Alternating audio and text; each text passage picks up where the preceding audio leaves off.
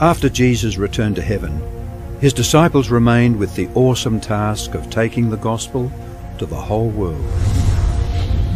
Filled with the Holy Spirit, these men and women proclaimed the message they had received with boldness and power, reaching out to all corners of the then known world.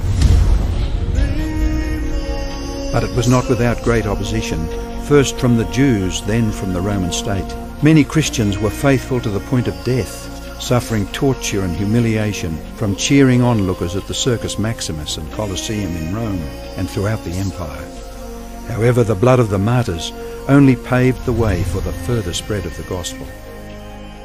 After years of persecution by the Roman emperors, one of them, Constantine, professed conversion to Christianity in 312 AD. Now Christianity became popular, but it resulted in many pagan practices and symbols entering the church, particularly in Rome.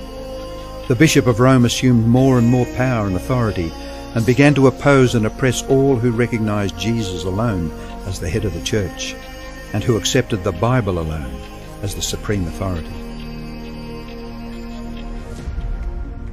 God's true people withdrew to the wilderness areas of Europe. In northern Italy, the Waldenses took refuge in the mountains. While many were slain, the light continued to shine in the darkness. God was still in control, and he began to raise up men like Wycliffe, Huss, Tyndale, Luther, Calvin and Zwingli to stand for his truth.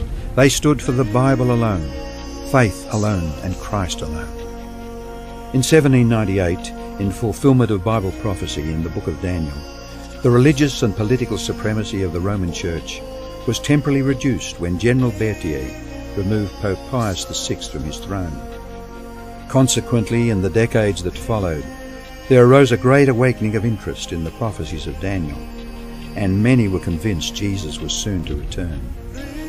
In the United States, the Baptist preacher William Miller was joined by hundreds of other preachers in their expectation of the return of Jesus in 1844. However, when Christ did not return in 1844, further Bible study led a small group to discover that Christ's ministry in the heavenly sanctuary was an explanation for their great disappointment.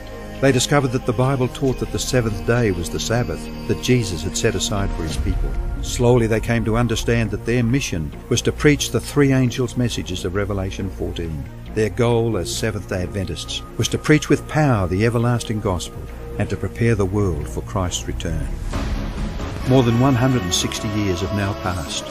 Years that have brought 2 world wars, numerous military campaigns, financial depressions, the rise of atheism and secularism, as well as a booming world population, with natural disasters increasing in frequency and intensity. Today, the Church's mission and message is more relevant and urgent than ever in its history.